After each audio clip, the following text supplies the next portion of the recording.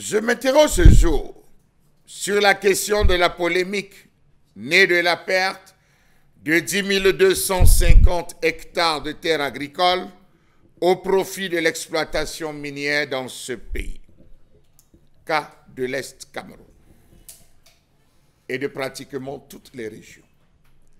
Au Cameroun, la perte d'hectares de terres agricoles est un problème désormais majeur, principalement causé par l'orpaillage artisanal et semi-mécanisé, par une agriculture de rente. Entre 2010 et 2024, plus de 2000 hectares de terres agricoles ont été détruites par ces activités minières, représentant 44% de la surface totale occupée par l'exploitation minière, cas de l'Est Cameroun. Cette perte de terres agricoles a des conséquences directes sur la sécurité alimentaire, avec une réduction drastique des capacités de production vivrière et une inflation sur les denrées alimentaires. Dans la zone de Kété, dans la zone de Ouli, dans la zone de Kenzo, Batouri, les populations se réveillent désormais le matin, voyant leurs champs recouverts de terre. Que se passe-t-il? C'est l'extension de la mine. À partir d'aujourd'hui, avec des discussions avec les autorités, cette zone nous appartient. Rassurez-vous, lorsqu'on aura fini, vous récupérerez votre terre. Entre-temps, la destruction des différents produits vivrières qui sont réalisés ne sont pas compensés par un remboursement, mais une indemnisation.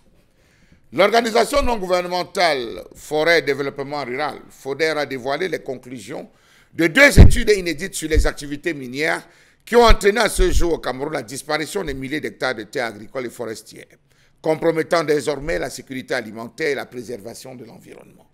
Au cœur des principales régions du Cameroun, et plus précisément dans la région de l'Est Cameroun, un drame silencieux se joue.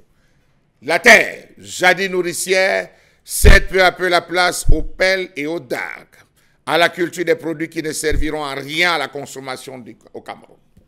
Lorsque nous partons de Douala pour Bafoussam, nous traversons toute la zone de Dibombari, nous rentrons dans la ville de Mbanga, Penja, Djombe, Loum. Qu'est-ce qu'on constate? On se rend compte que dans cette zone, c'est la banane. On se rend compte que c'est les papayes, c'est des produits. Est-ce que les Camerounais consomment ces produits? Non. Mais c'est des plantations qui s'étendent sur des milliers et des milliers d'hectares. Quel est donc l'intérêt de penser développer un secteur comme l'agriculture si cela ne bénéficie pas en premier aux populations? Le Cameroun a perdu plus de 4 millions d'hectares de forêt entre 2001 et 2023, dû à plusieurs facteurs, notamment la coupe abusive du bois, l'exploitation minière et l'agriculture. Dans un rapport récent, l'organisation Forêt et Développement Rural a présenté les résultats de 2 études inédites sur les conséquences socio-environnementales de l'exploitation minière artisanale et semi-mécanisée dans les arrondissements de Batouri, Kété et Kenzo. Il en ressort que l'essor incontrôlé de cette activité provoque une véritable saignée dans les terres agricoles, menaçant gravement la sécurité alimentaire du milliers de Camerounais. Entre 2010 et 2024, la superficie exploitée pour les activités minières dans la région de l'Est est passée de 82 hectares à plus de 8 600 hectares, soit une hausse fulgurante de 7 490%. La commune de Batouri concentre à elle seule 70% de cette activité, avec 3 247 hectares aujourd'hui dévolus aux mines, contre seulement 79 hectares il y a 14 ans. La commune de Kété suit de près, avec une progression tout aussi alarmante. Mais derrière ces chiffres impressionnants se cache une réalité plus sombre, celle de la disparition des terres cultivables. Oui, disparition des terres cultivables.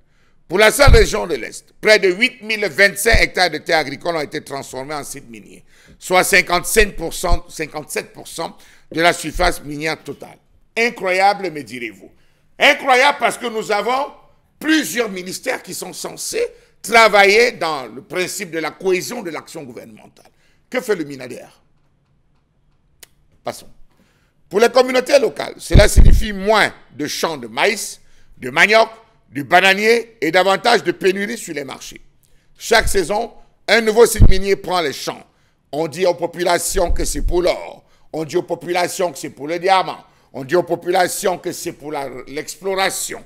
Mais les populations ne mangent pas de l'or. On ne mange pas de diamant. L'impact est direct sur les prix des denrées alimentaires. Moins de production locale signifie que la dépendance accrue aux produits importés ou transportés depuis d'autres régions avec des coûts élevés. Est-ce que vous savez, enquête menée avec certains responsables des eaux et forêts, certains responsables du Minader, beaucoup de produits désormais partent de la région du centre-sud pour ravitailler l'Est Cameroun. Or, à l'époque, c'était l'inverse. La perte des terres agricoles entraîne une réduction des capacités de production vivrière, une inflation sur les prix des aliments et une aggravation de l'insécurité alimentaire dans les zones les plus touchées. En plus de l'exploitation minière, d'autres facteurs contribuent à la dégradation des terres agricoles au Cameroun.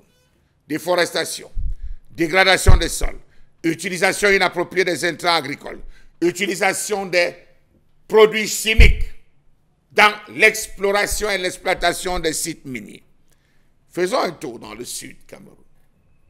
Le sud Cameroun aujourd'hui est en voie de devenir l'un des plus grands bassins de production d'EVA. Que mangent les populations du sud? L'EVA? Allons dans la zone de Konjo, Banjo, dans le Cam. Que mangent les différentes populations? On nous a parlé d'import-substitution. Que consomment les populations du sud-ouest, du centre? J'oubliais les meilleurs repas qu'on consomme désormais au Cameroun.